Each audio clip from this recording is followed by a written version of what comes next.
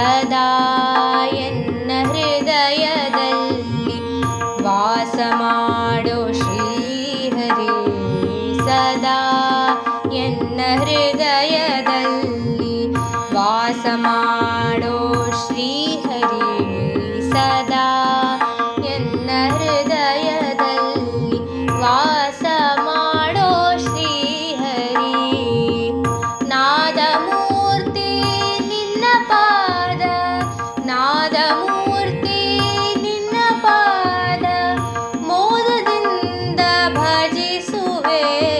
ಸದಾ ಎನ್ನ ಹೃದಯದಲ್ಲಿ ವಾಸ ಮಾಡೋ ಶ್ರೀಹರಿ. ಸದಾ ಎನ್ನ ಹೃದಯದಲ್ಲಿ ವಾಸ ಮಾಡೋ ಶ್ರೀಹರಿ.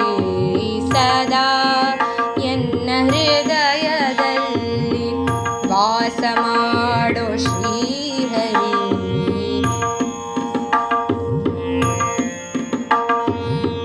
ಜ್ಞಾನವೆಂಬೋ ನವರತ್ನದ ಮಂಟಪದ ಮಧ್ಯದಲ್ಲಿ, ಜ್ಞಾನವೆಂಬೋ ನವರತ್ನದ ಮಂಟಪದ ಮಧ್ಯದಲ್ಲಿ ವೇಣುಲೋಲನ ಕುಳ್ಳಿರಿಸಿ ಧ್ಯಾನದಿಂದ ಭಜಿಸುವೆ. ಸದಾ ಎನ್ನ ಹೃದಯದಲ್ಲಿ ವಾಸ ಮಾಡೋ ಶ್ರೀಹರಿ.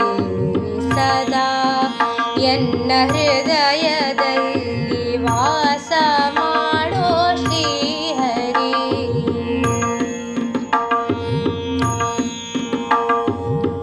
ಭಕ್ತಿ ರಸವೆಂಬೋ ಮುತ್ತು ಮಾಣಿಕ್ಯದ ಹರಿವಾಣದಿ, ಭಕ್ತಿ ರಸವೆಂಬೋ ಮುತ್ತು ಮಾಣಿಕ್ಯದ ಹರಿವಾಣದಿ ಮುಕ್ತನಾಗಬೇಕು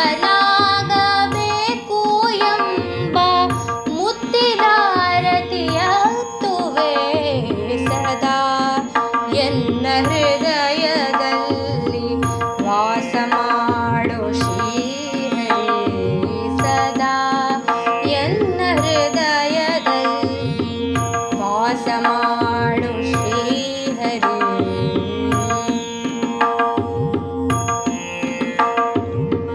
ನಿನ್ನ ನಾನು ಬಿಡುವನಲ್ಲ, ಎನ್ನ ನೀನು ಬಿಡಲು ಸಲ್ಲ. ನಿನ್ನ ನಾನು ಬಿಡುವನಲ್ಲ, ಎನ್ನ ನೀನು ಬಿಡಲು ಸಲ್ಲ. ಘನ ಮಹಿಮಾ ವಿಜಯ ವಿಠಲ, ಘನ ಮಹಿಮಾ ವಿಜಯ ವಿಠಲ, ಘನ ಮಹಿಮಾ ವಿಜಯ ವಿಠಲ. ನಿನ್ನ ಭಕುತರ ಕೇಳೋ ಸೊಲ್ಲ. ಸದಾ ಎನ್ನ ಹೃದಯದಲ್ಲಿ ವಾಸ ಮಾಡೋ ಶ್ರೀಹರಿ. ಸದಾ ಎನ್ನ ಹೃದಯದಲ್ಲಿ, ಸದಾ ಎನ್ನ ಹೃದಯದಲ್ಲಿ ವಾಸ ಮಾಡೋ ಶ್ರೀಹರಿ. ಸದಾ ಎನ್ನ ಹೃದಯದಲ್ಲಿ ವಾಸ ಮಾಡೋ ಶ್ರೀಹರಿ. ನಾದಮೂರ್ತಿ ನಿನ್ನ ಪಾದ ಮೋದದಿಂದ ಭಜಿಸುವೆ. ಸದಾ ಎನ್ನ ಹೃದಯದಲ್ಲಿ, ಸದಾ ಎನ್ನ ಹೃದಯದಲ್ಲಿ, ಸದಾ ಎನ್ನ ಹೃದಯದಲ್ಲಿ ವಾಸ ಮಾಡೋ ಶ್ರೀಹರಿ.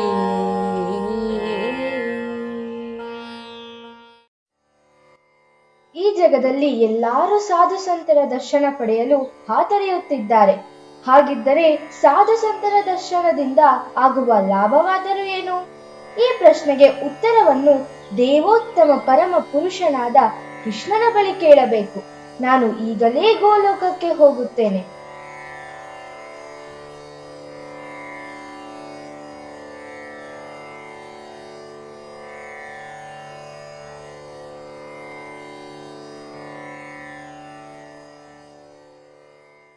ಜಯ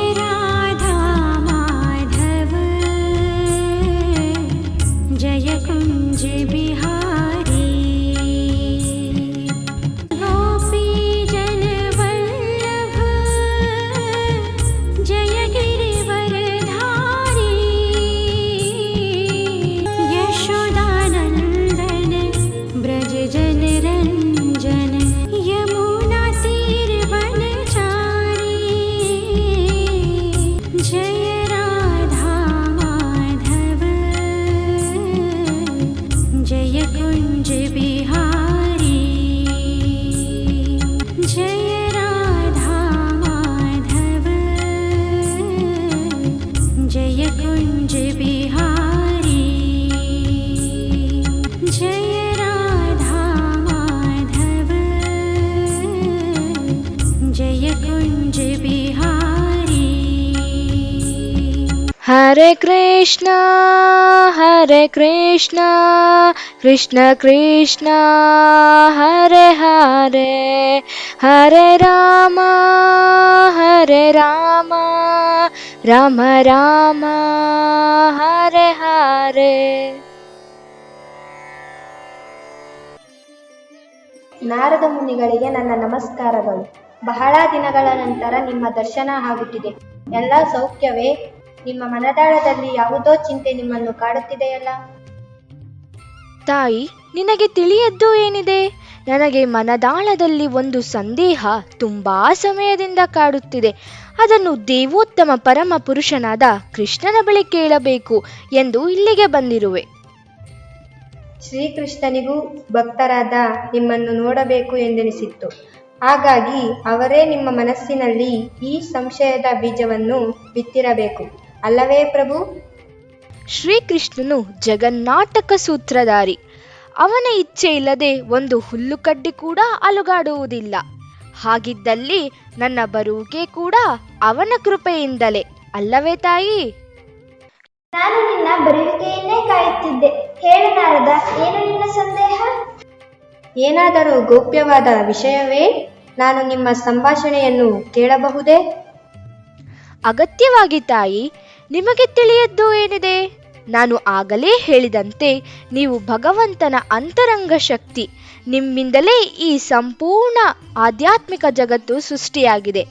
ಭಾಗ್ಯವಂತನೊಡಗೂಡಿ ನೀವು ನನ್ನ ಸಂದೇಹ ಪರಿಹರಿಸಿ. ನಾರದ ಮುನಿಗಳೇ ಹೇಳಿದ್ದಾರೆ. ಈಗ ನಾನು ಹೇಗೆ ಬೇಡ ಎನ್ನಲಿರಾದೆ? ನೀನು ನಮ್ಮೊಡನೆ ಇರು. ನನ್ನ ಬಹುದಿನದ ಸಂದೇಹ ಏನೆಂದರೆ, ಸಾಧು ಸಂತರ ದರ್ಶನದಿಂದ ಆಗುವ ಪುಣ್ಯವೇನು? ದಯಮಾಡಿ ನನ್ನ ಸಂದೇಹ ಪರಿಹರಿಸಿ. ನಾರದ ಮುನಿಗಳೇ, ನಿಮಗೆ ಈ ಸಂದೇಹ ಬರಬಾರದಿತ್ತು, ಆದರೂ ಬಂದಿದೆ. ನೀವು ಮಹರ್ಷಿಗಳಲ್ಲಿರಿ. ಎಲ್ಲಾ ಜೀವಿಗಳ ದಾರಿ ತೋರುವವರು ನೀವು. ಈಗ ಹೇಳುತ್ತೇನೆ ಕೇಳಿ. ನಾನು ನಿಮ್ಮ ಪ್ರಶ್ನೆಗೆ ಉತ್ತರ ಕೊಡುವುದಿಲ್ಲ. ಏನಿದು ಪ್ರಭು?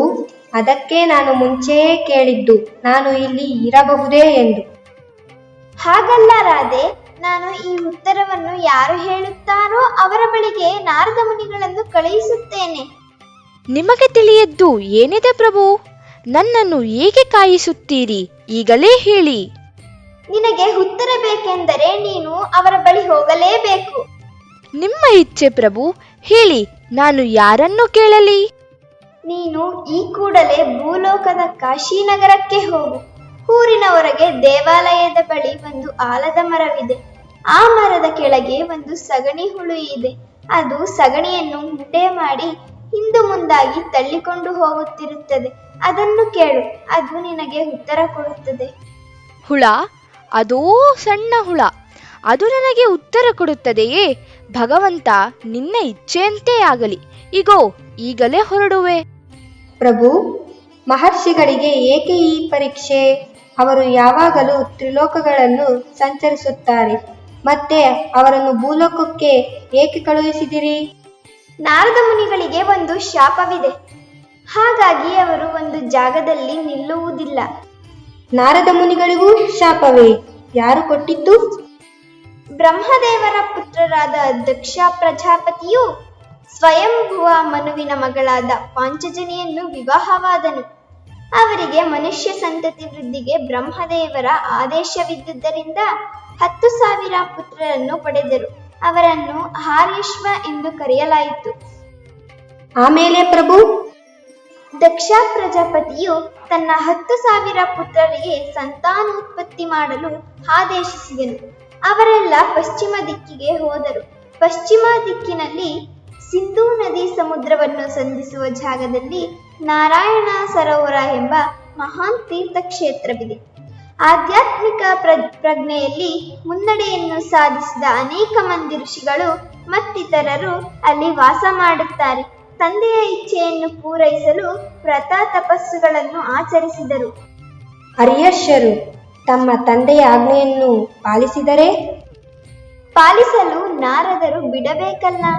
ನಾರದರು ಒಂದು ದಿನ ಆ ಹುಡುಗರು ಸಂತಾನ ವೃದ್ಧಿಗಾಗಿ ಅಂತಹ ಸೊಗಸಾದ ವ್ರತಗಳನ್ನು ಆಚರಿಸುತ್ತಿರುವುದನ್ನು ಕಂಡರು. ನಾರದರು ಅವರ ಬಳಿಗೆ ಹೋದರು. ತುಂಬಾ ಕುತೂಹಲವಾಗಿದೆ. ಮುಂದೆ ನಾರದರು ಏನು ಮಾಡಿದರು? ನಾರದ ಮುನಿಗಳು ಈ ಹುಡುಗರು ಕೇವಲ ಐಹಿಕ ಸೃಷ್ಟಿಯಾಗಿ ಶ್ಲಾಘನೀಯವಾದ ವ್ರತ ತಪಸ್ಸುಗಳಲ್ಲಿ ನಿರತವಾಗಿರುವುದನ್ನು ಕಂಡರು. ಅವರನ್ನು ಈ ಮನೋಭಾವದಿಂದ ಮುಕ್ತಗೊಳಿಸುವುದು ಒಳ್ಳೆಯದೆಂದು ಭಾವಿಸಿದರು. ನಾರದ ಮುನಿಗಳು ಹುಡುಗರಿಗೆ ಜೀವನದ ಅಂತಿಮ ಗುರಿಯನ್ನು ವಿವರಿಸಿ ಮಕ್ಕಳನ್ನು ಪಡೆಯುವ ಸಲುವಾಗಿ ಸಾಮಾನ್ಯ ಕರ್ಮಿಗಳಾಗಬೇಡಿ ಎಂದು ಬುದ್ಧಿ ಹೇಳಿದರು. ಹೀಗೆ ದಕ್ಷನ ಎಲ್ಲ ಪುತ್ರರು ಜ್ಞಾನೋದಯ ಹೊಂದಿ ಎಂದು ಹಿಂದಿರುಗದಂತೆ ಹೊರಟು ಹೋದರು. ಈ ವಿಷಯ ತಿಳಿದ ದಕ್ಷ ಪ್ರಜಾಪತಿಯು ಏನು ಮಾಡಿದರು? ಪುತ್ರರನ್ನು ಕಳೆದುಕೊಂಡ ತೀವ್ರ ದುಃಖಿತನಾದ ಪ್ರಜಾಪತಿ ದಕ್ಷನು ಪಾಂಚಜನಿಯ ಗರ್ಭದಲ್ಲಿ ಇನ್ನು 1000 ಪುತ್ರರನ್ನು ಪಡೆದನು ಮತ್ತು ಅವರಿಗೆ ಸಂತಾನ ವೃದ್ಧಿ ಗಳಿಸುವಂತೆ ಆಜ್ಞೆ ಮಾಡಿದನು. ಸವಾಲಾಶ್ವರೆಂದು ಹೆಸರು ಪಡೆದ ಈ ಪುತ್ರರು ಮಕ್ಕಳನ್ನು ಪಡೆಯುವ ಸಲುವಾಗಿ ಭಗವಾನ್ ವಿಷ್ಣುವಿನ ಆರಾಧನೆಯಲ್ಲಿ ತೊಡಗಿದರು. ಆದರೆ ನಾರದ ಮುನಿಗಳು ಸಂತಾನ ವೃದ್ಧಿ ಬೇಡ, ಸನ್ಯಾಸಿಗಳಾಗಿ ಎಂದು ಮನವರಿಕೆ ಮಾಡಿಕೊಟ್ಟರು. ದಕ್ಷ ಪ್ರಜಾಪತಿಯು ಕುಪಿತರಾಗಲಿಲ್ಲವೇ? ಸಂತಾನ ವೃದ್ಧಿಯ ತನ್ನೆರಡೂ ಪ್ರಯತ್ನಗಳನ್ನು ನಿಷ್ಫಲಗೊಳಿಸಿದ ನಾರದರ ಬಗ್ಗೆ ತುಂಬಾ ಕೋಪಗೊಂಡ ಪ್ರಜಾಪತಿ ದಕ್ಷನು ಎಲ್ಲೂ ಒಂದು ಕಡೆ ನಿಲ್ಲಲು ಸಾಧ್ಯವಾಗದಂತೆ ನಾರದರಿಗೆ ಶಾಪ ಕೊಟ್ಟನು. ಪೂರ್ಣ ಸಿದ್ಧಿ ಪಡೆದು ತಾಳ್ಮೆಯನ್ನು ಮೈಗೂಡಿಸಿಕೊಂಡಿದ್ದ ನಾರದ ಮುನಿಗಳು ದಕ್ಷನ ಶಾಪವನ್ನು ಸ್ವೀಕರಿಸಿಕೊಂಡರು. ಶಾಪದಿಂದ ಮುಕ್ತಿ ಹೊಂದಲು ನಾರದರು ದಕ್ಷ ಪ್ರಜಾಪತಿಯಲ್ಲಿ ಪ್ರಯತ್ನಿಸಲಿಲ್ಲವೇ? ಇಲ್ಲ ರಾಧೆ, ನಾರದ ಮುನಿಗಳು ದಕ್ಷ ಪ್ರಜಾಪತಿಯ ಶಾಪವನ್ನು ಒಂದು ವರವೆಂದು ಭಾವಿಸಿ ಬಹು ಸಂತೋಷದಿಂದ ಸ್ವೀಕರಿಸಿದರು. ಸನ್ಯಾಸಿಗಳಾದ ನಾರದ ಮುನಿಗಳಿಗೂ ಇದೇ ಬೇಕಾಗಿತ್ತು. ರೋಗಿ ಬಯಸಿದ್ದು ಹಾಲು ಹಣ್ಣ, ವೈದ್ಯ ಹೇಳಿದ್ದು ಹಾಲು ಹಣ್ಣ. ಈಗ ತಿಳಿಯಿತು ನಾರದರು ತ್ರಿಲೋಕ ಸಂಚಾರಿಗಳು ಏಕಾದರೆಂದು.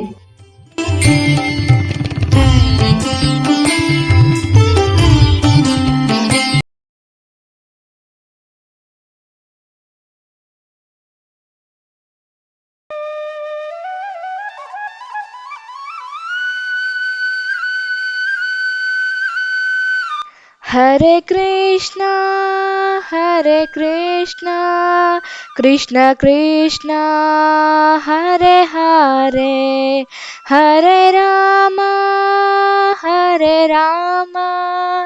ರಾಮ ರಾಮ ಹರೇ ಹರೇ. ನಾರಾಯಣ ನಾರಾಯಣ. ಭಗವಂತ ನನ್ನನ್ನು ಏಕೆ ಈ ಹುಳುವಿನ ಬಳಿ ಕಳಿಸಿದ್ದಾರೆ? ಏನೇ ಇರಲಿ ನನಗೆ ಉತ್ತರ ಬೇಕು. ದೇವಾಲಯ ಹಾಗೂ ಹತ್ತಿರದ ಆಲದ ಮರ ಇದೇ ಇರಬೇಕು. ಈಗೋ ಆ ಸಗಣಿ ಹುಳು ಕೂಡ ಇಲ್ಲೇ ಇದೆ. ಈ ಲೋಕದಲ್ಲಿ ನಾನು ಹುಳುವಿನ ಬಳಿ ಮಾತನಾಡಿದರೆ ಯಾರಾದರೂ ನನಗೆ ಹುಚ್ಚು ಎಂದು ತಿಳಿಯುತ್ತಾರೆ. ಏನೇ ಆಗಲಿ ನಾನು ಕೇಳಿಯೇ ಬಿಡುತ್ತೇನೆ. ಹೇ ಹುಳುವೆ, ನಾನು ಶ್ರೀಕೃಷ್ಣನ ಪ್ರೇರಣೆಯಿಂದ ಬಂದಿದ್ದೇನೆ. ಸಾಧು ಸಂತರ ದರ್ಶನದಿಂದ ಆಗುವ ಪುಣ್ಯವೇನು? ಸಾಧು ಸಂತರ ದರ್ಶನದಿಂದ ಆಗುವ ಪುಣ್ಯವೇನೆಂದು ಕೇಳಿದೊಡನೆ ಆ ಹುಳು ನಾರದರನ್ನು ತಲೆ ಎತ್ತಿ ನೋಡಿ ತಟ್ಟನೆ ಪ್ರಾಣ ಬಿಟ್ಟಿತು. ಇದೇನಿದು, ಪ್ರಾಣ ಬಿಟ್ಟಿತಲ್ಲ? ನಾನು ಸ್ವಲ್ಪ ಮುಂಚಿತವಾಗಿ ಬರಬೇಕಿತ್ತು. ಸಾಯುತ್ತಿರುವಾಗ ಬಂದು ಕೇಳಿದೆ ಅನಿಸುತ್ತಿದೆ. ಮತ್ತೆ ಭಗವಂತನ ಬಳಿ ಹೋಗಿ ಕೇಳುತ್ತೇನೆ. ಹರೇ ಕೃಷ್ಣ ಕೃಷ್ಣ ಕೃಷ್ಣ ಹರೇ ಹರೇ ಹರೇ ರಾಮ ರಾಮ ರಾಮ ಹರೇ ಹರೇ. ನಾರಾಯಣ ನಾರಾಯಣ. ಬನ್ನಿ ನಾರದರೆ, ನಿಮಗೆ ಉತ್ತರ ಸಿಕ್ಕಿತೆ? ಪ್ರಭು, ಅಪರಾಧವಾಯಿತು. ನಾನು ಹುಳುವನ್ನು ಕೇಳಿದೊಡನೆ ಅದು ಪ್ರಾಣವನ್ನು ಬಿಟ್ಟಿತು. ಚಿಂತೆ ಇಲ್ಲ. ಹಾಗಾದರೆ ಅದೇ ಮರದ ಮೇಲೆ ಒಂದು ಗಿಳಿ ಈಗ ತಾನೇ ಮೊಟ್ಟೆ ಹೊಡೆದು ಮರಿ ಆಗಿದೆ. ನೀನು ಹೋಗಿ ಆ ಮರಿಯನ್ನು ಕೇಳು. ಹಾಗೆಯೇ ಆಗಲಿ ಪ್ರಭು. ಪ್ರಭು, ಈಗ ಮತ್ತೇನು ನಾಟಕ ಮಾಡುತ್ತಿರುವಿರಿ? ಹ ರಾಧೆ, ಮುಂದೆ ನೀನೇ ನೋಡು. हरे कृष्णा कृष्ण कृष्ण हरे हरे. ಹೇ ಶುಕ ಕಿಶೋರ, ನಾನು ಶ್ರೀ ಕೃಷ್ಣನ ಪ್ರೇರಣೆಯಿಂದ ಬಂದಿದ್ದೇನೆ. ಸಾಧು ಸಂತರ ದರ್ಶನದಿಂದ ಆಗುವ ಪುಣ್ಯವೇನು? ಸಾಧು ಸಂತರ ದರ್ಶನದಿಂದ ಆಗುವ ಪುಣ್ಯವೇನೆಂದು ಕೇಳಿದೊಡನೆ ಆ ಗಿಳಿ ನಾರದರನ್ನು ತಲೆ ಎತ್ತಿ ನೋಡಿ ಗಿರ್ರನೆ ಶಬ್ದ ಮಾಡಿ ಥಟ್ಟನೆ ಪ್ರಾಣ ಬಿಟ್ಟಿತು. ಈಗ ನನಗೆ ಯಾಕೋ ಅನುಮಾನ. ಭಗವಂತನ ಸಂಕಲ್ಪ ಏನಿರಬಹುದು? हरे कृष्ण कृष्ण कृष्ण हरे हरे. हरे राम राम राम हरे हरे. ನಾರಾಯಣ ನಾರಾಯಣ. ಬನ್ನಿ ನಾರದ ಮಹರ್ಷಿಗಳೇ, ನಿಮಗೆ ಉತ್ತರ ಸಿಕ್ಕಿತೆ. ಪ್ರಭು, ನಾನು ಶುಕ ಕಿಶೋರನ ಕೇಳಿದೊಡನೆಯೇ ಅದೂ ಪ್ರಾಣ ಬಿಟ್ಟಿತು. ನಾರದ, ನೀನು ಹೋಗುತ್ತಿರುವ ಸಮಯ ಸರಿಯಿಲ್ಲವೆಂದು ಕಾಣುತ್ತದೆ. 3ನೇ ಸಾರಿ ಖಂಡಿತವಾಗಿಯೂ ನಿನಗೆ ಉತ್ತರ ಸಿಗುತ್ತದೆ. ಈಗ ನಾರದರು ಯಾರ ಬಳಿ ಹೋಗಬೇಕು ಪ್ರಭು? ಅದೇ ಕಾಶಿ ನಗರದಲ್ಲಿ ಒಬ್ಬ ಬಡ ಬ್ರಾಹ್ಮಣನಿದ್ದಾನೆ. ಅವನ ಮನೆಯಲ್ಲಿ ಈಗ ತಾನೇ ಒಂದು ಗೋವು ಕರುವಿಗೆ ಜನ್ಮ ನೀಡಿದೆ. ಆ ಗೋವು ಬ್ರಾಹ್ಮಣನ ಜೀವನಾಧಾರ. ನೀನು ಹೋಗಿ ಆ ಕರುವನ್ನು ಕೇಳು. ಪ್ರಭು, ನಿಮಗೆ ನನ್ನ ಮೇಲೆ ಕೋಪವಿದ್ದರೆ ಈಗಲೇ ಶಿಕ್ಷಿಸಿ ಬಿಡಿ. ಏಕೆ ನಾರದ? ಆ ಹುಳುವಿಗೆ ಯಾರೂ ವಾರಸುದಾರರು ಇರಲಿಲ್ಲ, ಆ ಗಿಳಿಗೂ ಯಾರು ವಾರಸುದಾರರು ಇರಲಿಲ್ಲ. ನಾನೇನಾದರೂ ಆ ಕರುವನ್ನು ಕೇಳುವುದು, ಅದಕ್ಕೇನಾದರೂ ಆಗುವುದು. ಅದರಿಂದ ಆ ಬ್ರಾಹ್ಮಣನು ಊರಿನವರೊಡಗೂಡಿ ನನ್ನನ್ನು ಶಿಕ್ಷಿಸುವುದು. ಇಲ್ಲ ನಾರದ, ನಿನ್ನನ್ನು ಯಾರೂ ನೋಡುವುದಿಲ್ಲ. ಹೋಗು, ನೀನು ಹೋಗು. ನಾರದರು ಕಾಶಿನಗರಕ್ಕೆ ಬಂದರು. ಅಲ್ಲಿ ಒಂದು ಹಸು ಆಗ ತಾನೇ ಒಂದು ಕರುವಿಗೆ ಜನ್ಮ ನೀಡಿತ್ತು. ಆ ಕರು ಆಗ ತಾನೇ ತನ್ನ ಕಾಲುಗಳ ಮೇಲೆ ಎದ್ದು ಹಿಮ್ಮುಖವಾಗಿ ನಿಂತಿತ್ತು. ಹೇ ಗೋಮಾತಾ, ನಾನು ಭಗವಂತ ಶ್ರೀ ಕೃಷ್ಣನ ಪ್ರೇರಣೆಯಿಂದ ಬಂದಿದ್ದೇನೆ. ಸಾಧು ಸಂತರ ದರ್ಶನದಿಂದ ಆಗುವ ಪುಣ್ಯವೇನು?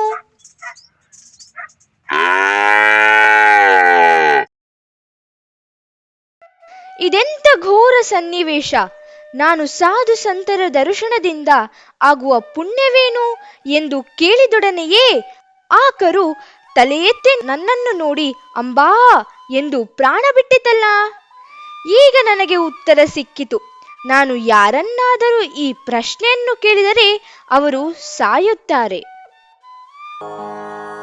ಹರಿಯನೇ ನೀರು ನಮ್ಮ ಹರಿಯನೇ ನೀರು, ಹರಿಯನೇ ನೀರು ನಮ್ಮ ಹರಿಯನೇ ನೀರು.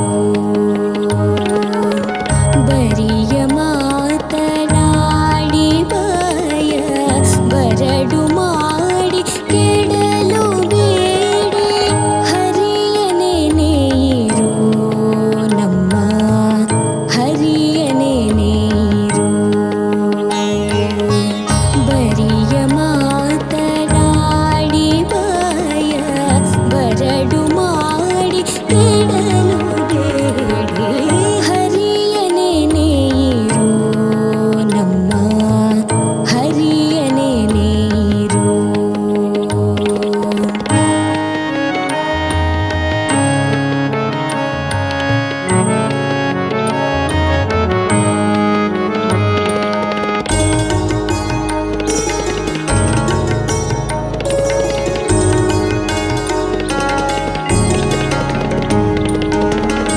ನಿತ್ಯವಲ್ಲ ಈ ಶರೀರವ ನಿತ್ಯವೆಂದು ನೋಡಿರಯ್ಯ, ನಿತ್ಯವಲ್ಲ ಈ ಶರೀರವ ನಿತ್ಯವೆಂದು ನೋಡಿರಯ್ಯ.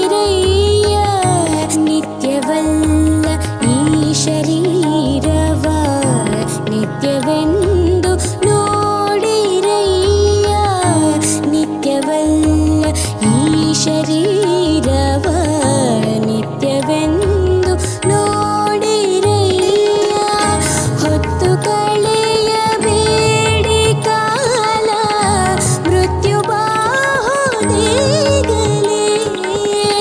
ಹೊತ್ತು ಕಳೆಯಬೇಡಿ ಕಾಲ ಮೃತ್ಯು ಬಾಹುದೇಗಲೇ ಹರಿಯನೆ ನೀರು ನಮ್ಮ ಹರಿಯನೆ ನೀರು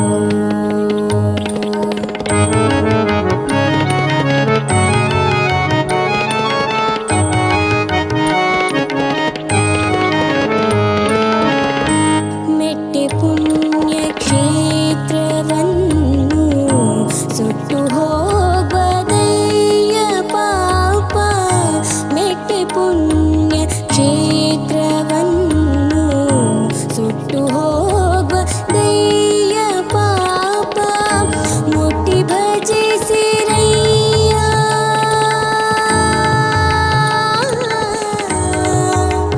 ವಿಠಲ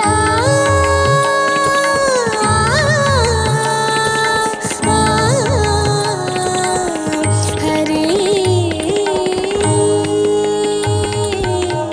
ಮುಟ್ಟಿ ಭಜಿಸಿರಯ್ಯ ಪುರಂದರ ವಿಠಲನ ಚರಣವ ಮುಟ್ಟಿ ಭಜಿಸಿರಯ್ಯ ಪುರಂದರ ವಿಠಲನ ಚರಣವ ಹರಿಯನೆ ನೀರು ನಮ್ಮ ಹರಿಯನೆ ನೀರು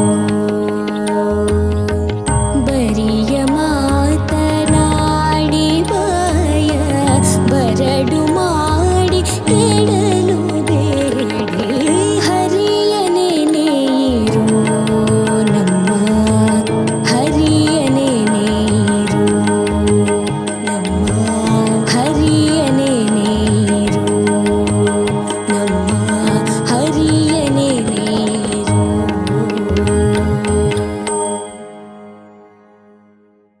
ನಾರಾಯಣ ನಾರಾಯಣ. ಪ್ರಭು, ನನಗೆ ಉತ್ತರ ಸಿಕ್ಕಿತು. ಅದೇನು ಪೂಜ್ಯರೇ? ನಾನು ಯಾರನ್ನಾದರೂ ಈ ಪ್ರಶ್ನೆಯನ್ನು ಕೇಳಿದರೆ ಅವರು ಸಾಯುತ್ತಾರೆ. ಈ ಪ್ರಶ್ನೆಯಲ್ಲೇನೋ ಒಂದು ವಿಚಿತ್ರವಿದೆ. ಹಾಗೇನಿಲ್ಲ ನಾರದ, ನೀನು ಈ ಕೂಡಲೇ ಅದೇ ಕಾಶಿ ರಾಜ್ಯಕ್ಕೆ ಹೋಗಿ ಬಹುಕಾಲದ ನಂತರ ಕಾಶಿರಾಜನಿಗೆ ಈಗ ತಾನೇ ಮಗು ಜನಿಸಿದೆ. ನೀನು ಹೋಗಿ ಆ ಮಗುವನ್ನು ಕೇಳು. ನಾನು ಬದುಕಲು ನಿಮಗೆ ಇಚ್ಛೆ ಇಲ್ಲವೇ?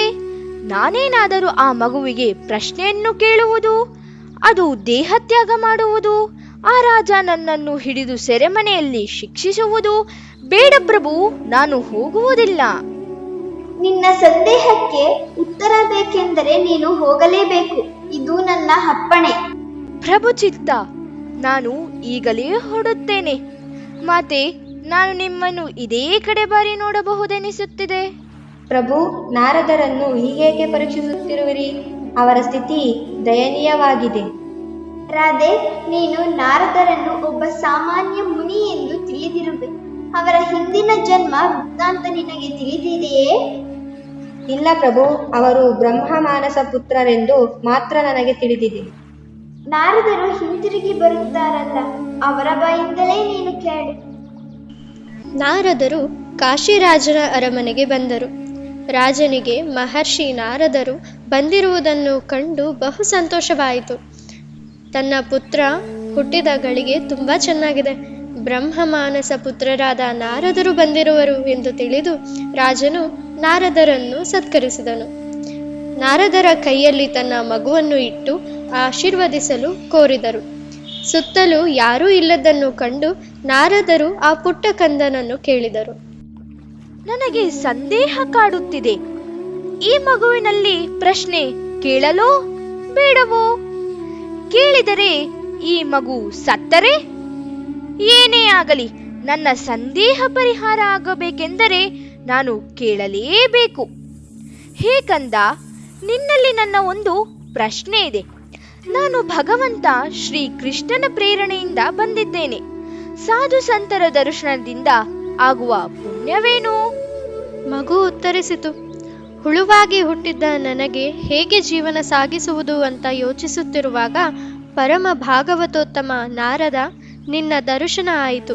ಅದು ಸಾಧು ದರ್ಶನವಾದ್ದರಿಂದ ಆ ಹುಳುವಿನ ಜನ್ಮದಿಂದ ಮುಕ್ತಿ ಹೊಂದಿ ಇನ್ನೂ ಶ್ರೇಷ್ಠ ಜನ್ಮವಾದ ಗಿಳಿಯ ದೇಹವನ್ನು ಧಾರಣೆ ಮಾಡಿದೆ. ಗಿಳಿಯಾಗಿ ಹುಟ್ಟಿ ಏನು ಮಾಡುವುದು ಎಂದು ಯೋಚಿಸುತ್ತಿರುವಾಗ ಹರಿಭಕ್ತ ಶಿರೋಮಣಿಯಾದ ನಾರದ ನಿನ್ನ ದರ್ಶನವಾಯಿತು.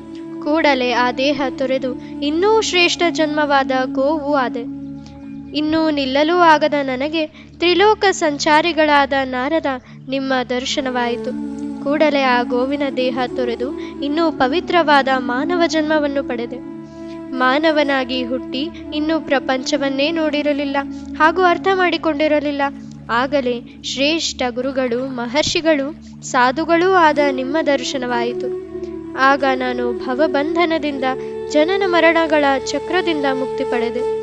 ಸಾಧು ಸಂತರ ದರ್ಶನದಿಂದ ಆಗುವ ಪುಣ್ಯವೇನೆಂದರೆ ಸಾಧೂನಾಂ ದರ್ಶನಂ ಪುಣ್ಯಂ, ಸ್ಪರ್ಶನಂ ಪಾಪನಾಶನಂ, ಸಂಭಾಷಣಂ ಕೋಟಿತೀರ್ಥಂ, ವಂದನಂ ಮೋಕ್ಷದಾಯಕಂ. ಇಗೋ ನಾನು ಹೊರಟೆ. ನಾನು ಮತ್ತೆಂದೂ ಹಿಂದಿರುಗಿ ಬಾರದಿರುವ ಭಗವಂತನ ವೈಕುಂಠಕ್ಕೆ ಹೋಗುತ್ತಿದ್ದೇನೆ. ಗೋವಿಂದ, ಕೃಷ್ಣ, ಭಕ್ತವತ್ಸಲ. ಹರೇ ಕೃಷ್ಣ ಕೃಷ್ಣ ಕೃಷ್ಣ ಹರೇ ಹರೇ, ಹರೇ ರಾಮ ರಾಮ ರಾಮ ಹರೇ ಹರೇ.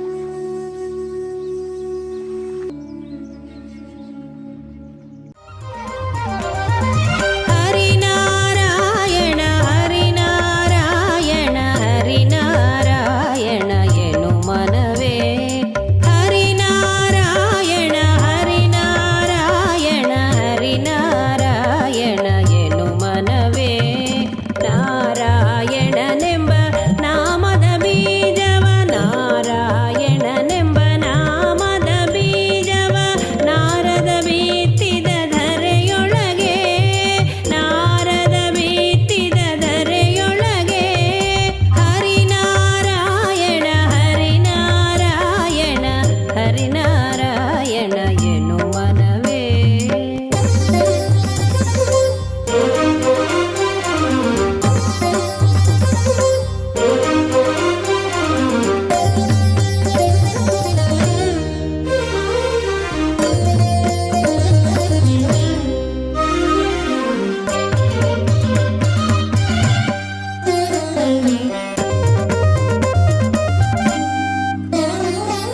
ತರಳ ಧ್ರುವನಿಂದ ಅಂಕುರಿಸಿತು ಅದು, ವರ ಪ್ರಹ್ಲಾದನಿಂದ ಮೊಳಕೆ ಹಾದು.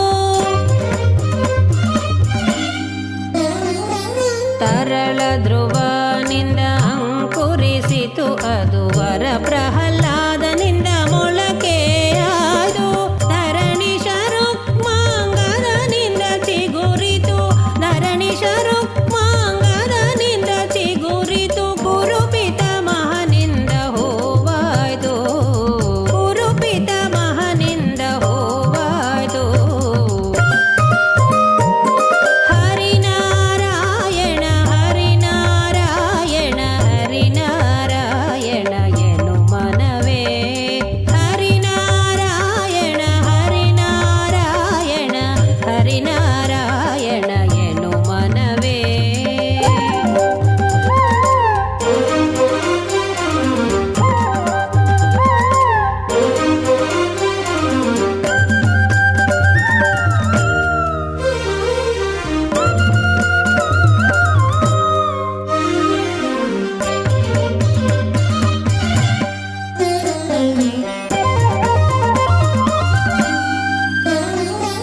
ವಿಜಯನ ಸತಿಯಿಂದ ಫಲವಾಯಿತು ಅದು, ಗಜರಾಜನಿಂದ ದೋರೆ ಹಣ್ಣಾದು. ವಿಜಯನ ಸತಿಯಿಂದ ಫಲವಾಯಿತು ಅದು, ಗಜರಾಜನಿಂದ ದೋರೆ ಹಣ್ಣಾಯಿತು. ವಿಜಶುಕ ಮುನಿಯಿಂದ ಪರಿಪಕ್ವವಾಯಿತು, ವಿಜಶುಕ ಮುನಿಯಿಂದ ಪರಿಪಕ್ವವಾಯಿತು. ಅಜಮಿಳ ತಾನುಂಡು ರಸ ಸವಿದ, ಅಜಮಿಳ ತಾನುಂಡು ರಸ ಸವಿದ.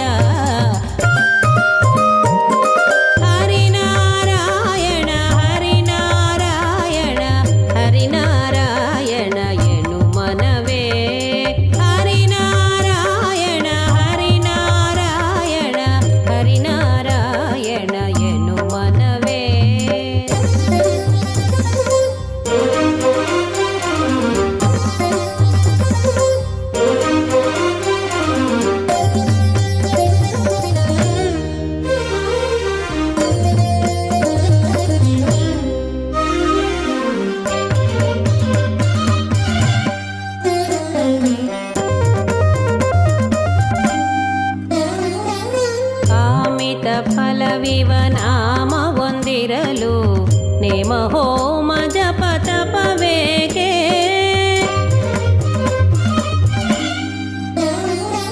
ಕಾಮಿತ ಫಲವಿವ ನಾಮ ಹೊಂದಿರಲು ನೇಮ ಹೋಮ ಜಪ ತಪವೇಕೆ ಸ್ವಾಮಿ ಶ್ರೀ ಪುರಂದರ ವಿಠಲನ ನಾಮವ ಸ್ವಾಮಿ ಶ್ರೀ ಪುರಂದರ ವಿಠಲನ ನಾಮವ ನೇಮದಿಂದಲಿ ಸದಾ ನೆನೆ ಮನವೇ ಸ್ವಾಮಿ ಶ್ರೀ ಪುರಂದರ ವಿಠಲನ ನಾಮವ ನೇಮದಿಂದಲಿ ಸದಾ ನೆನೆ ಮನವೇ ಹರಿನಾರಾಯಣ ಹರಿನಾರಾಯಣ ಹರಿನಾರಾಯಣ ಎನು ಮನವೇ ಹರಿನಾರಾಯಣ ಹರಿನಾರಾಯಣ ಹರಿನಾರಾಯಣ ಎನು ಮನವೇ ನಾರಾಯಣನೆಂಬ ನಾಮದ ಬೀಜವ ನಾರಾಯಣನೆಂಬ ನಾಮದ ಬೀಜವ ನಾರದ ಬಿತ್ತಿದ ಧರೆಯೊಳಗೆ ನಾರದ ಬಿತ್ತಿದ ಧರೆಯೊಳಗೆ ಹರಿನಾರಾಯಣ ಹರಿನಾರಾಯಣ ಹರಿನಾರಾಯಣ ಎನು ಮನವೇ ನಾರಾಯಣ ಹರಿನಾರಾಯಣ ನಾರಾಯಣ ಹರಿನಾರಾಯಣ ನಾರಾಯಣ ಹರಿನಾರಾಯಣ ನಾರಾಯಣ ಹರಿನಾರಾಯಣ ಹರಿನಾರಾಯಣ ಹರಿನಾರಾಯಣ.